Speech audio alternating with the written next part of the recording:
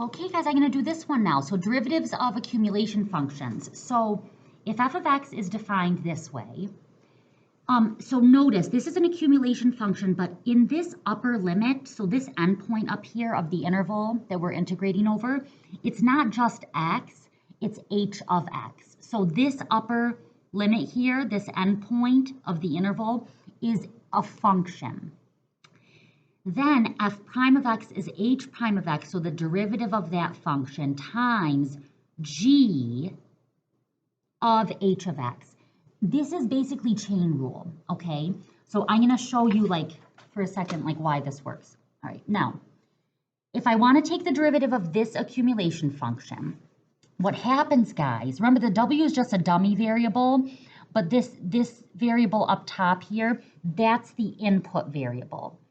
Okay, so what I do is you just cancel the integral stuff, right? The integral stuff cancels, and you're just left with g of x. All right, so that would be the derivative of that. So you just basically switch out the variable on the inside, replace it with whatever this endpoint is. Okay, now let's do this one. So here's another accumulation function. Oh, and by the way, it never matters what this bottom endpoint is. Okay, so the derivative of this, the integral stuff is going to cancel, so it's just going to be g of t. Okay, now let's do this one. So I'm taking the derivative of this one. So again, all the integral stuff is going to cancel, and it's just g of k. Now we're going to do this one. Now, the upper limit, or this endpoint here, is not just a variable, it's a function. So I need chain rule.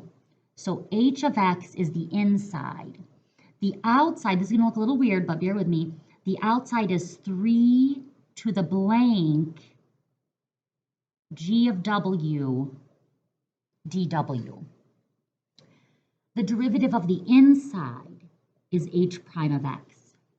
The derivative of the outside is g of, guys, this w, in all the examples previously, you've seen this w gets replaced with whatever this is up here, okay?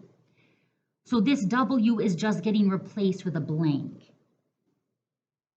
But then what goes back in that blank? Always the old inside, okay? Okay, so I'll say right here, I'll say see next page for y. Okay, I'll include that in your notes. Okay, guys, so we're going to find f prime of x for all of these. Okay, so f prime of x, it's the derivative of the top limit, or the upper limit, or the endpoint.